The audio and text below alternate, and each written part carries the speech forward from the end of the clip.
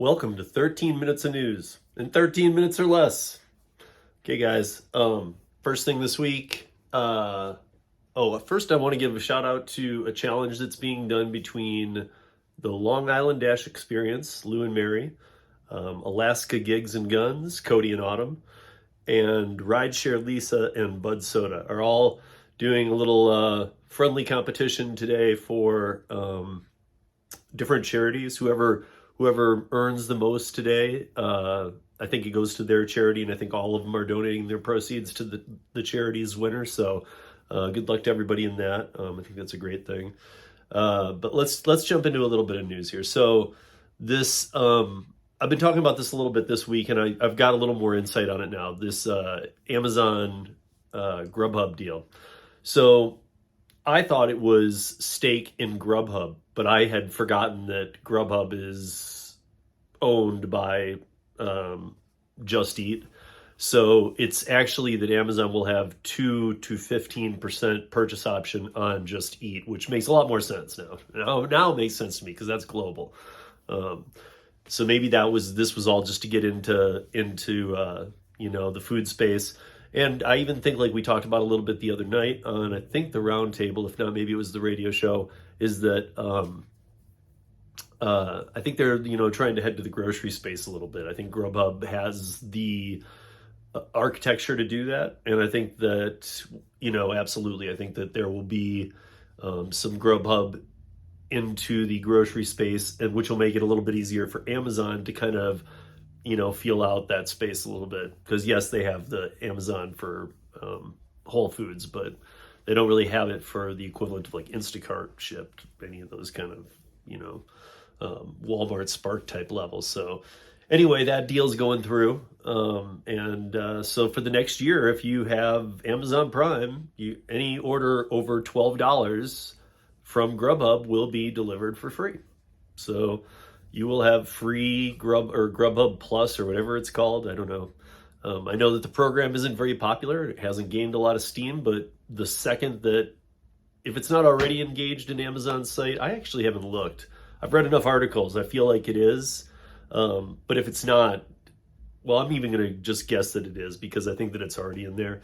But you get a year's free Grubhub Plus. So whatever perks that might get you, I know it takes care of a lot of the delivery stuff. So, maybe the move is to see how many people they can gain over to the Grubhub platform, and, what kind of, maybe if they could build a little momentum with Amazon's platform and see if Grubhub can't be a contender again, I guess is the way to look at it. Because right now, I know that some people do prefer Grubhub. I know that, oddly, I know some creators and some people who work in the gig economy who use Grubhub only when they order delivery. So when they're ordering it for themselves, that's the platform they pick. However, they never really work those platforms because there's not a lot of business on Grubhub to make money in most markets. So I won't say that for sure. Again, guys, there are markets where DoorDash and Uber Eats might be kind of dead, but Grubhub is somehow held on. It grabbed the right niche. It's like the world's like an algorithm now. So if Grubhub works where you are, who knows? The advertising might have been right. So anyway, that makes a lot more sense that they'll be able to buy up to 15%. Amazon will be of Just Eat if they decide to stick with it after the year. And I guess it's really no loss for Amazon. So why not try? By the way, all the news today provided by uberlyftdrivers.com. If you guys haven't checked that out yet, check that out. Every day, post. So some days multiple articles, some days links, some days written stuff. And also, by the way, go to movesfinancial.com. Movesfinancial.com. Go to their blog and give the article that I read a read and a view, and let me know what you think. It's on multi-apping. And so I think it was published on July 7th. So movesfinancial.com, and you can find, go to the blog and find the article that I wrote. Let me know what you think. I think there's a link in my YouTube community page too. There's a link to the article. So what else do we got here this week? So, that's a pretty big deal for the delivery space, and what will this do? And I've seen articles, should this make DoorDash nervous and whatnot? I don't really think so. I think it's gonna, if anything, Uber teaming up will make everybody maybe try and get it dialed down a little bit more. Even for the drivers, it's going to need to be better figured out. And yes, guys, I realize how long my hair is, and I will be getting it cut. So this is my snowboard hair. The pandemic has caused some things, so any day now that's going to be happening. So, oh, okay. I wanted to talk about this. I've talked about this a couple times this week, and it leads into a last piece that I'll do too. So, Waymo and Uber are having to fight California to be able to operate autonomous trucks, like 18-wheeler trucking. Okay, well, they're having to fight for that because of the AB5 legislation that just died off, that now has the 70,000 independent truckers exposed to the AB5 rules that they had been kind of carved out like other spaces. They had been carved out early in the pandemic. So,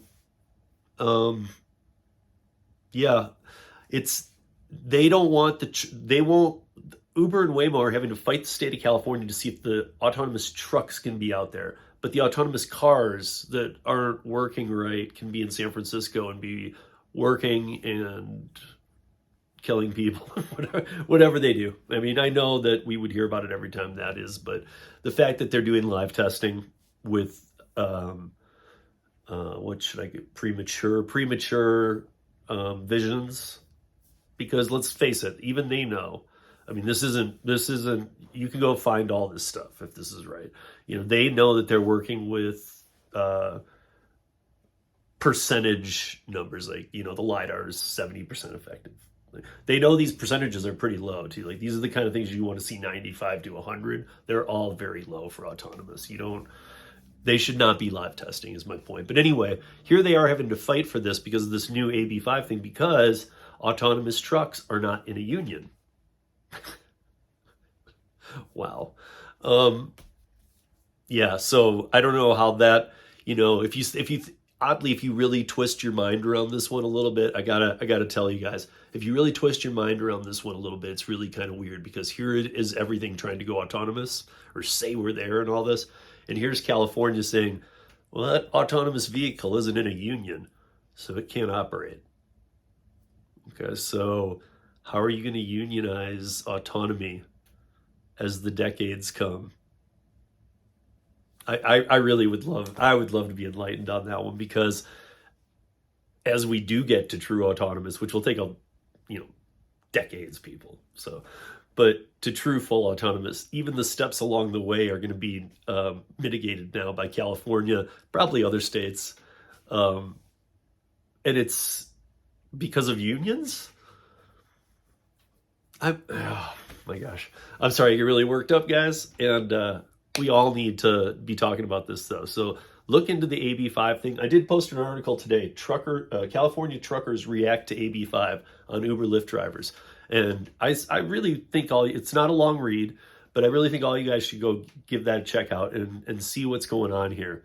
Because this article will explain to you what's going on right now with the truckers. And again, it's not that long, but go give it a read.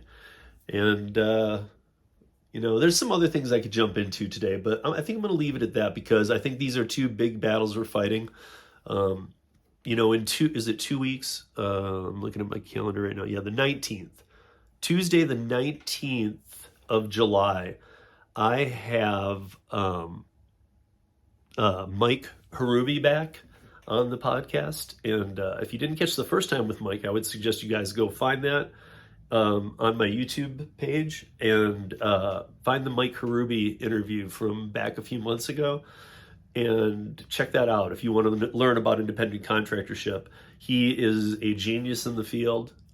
He's been in this for a long time. He understands AB5 inside and out and lives in Massachusetts. He's worked for the Senate and some other things. So he's really got a feel for all of this. And he's got a bill going right now that actually is fighting for independent contractors on the national level against the PRO Act potential. So this guy is very wisdom filled. And again, on Tuesday, the 19th, again, I think it's the 19th, on Tuesday the 19th at 11 a.m. Pacific, 2 p.m. Eastern, we will be live. So join Mike and I and ask anything you guys want to know about the independent contractorship. And we're going to be talking about the country, the states that are going away from independent contractors, that are going pro-union like his Massachusetts, and we're going to break it all down in like 1 hour. We're going to break all of this down for you guys. So this is you guys know I put out a lot of this stuff, but this is the don't miss one, okay? Don't miss this one with Mike Harubi coming up on the 19th.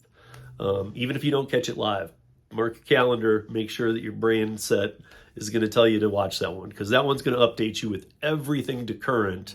And and Mike's the man to have that conversation with. So really looking forward to that, and I hope all of you will join us. And make sure you're subscribed to Rideshare Rodeo, please.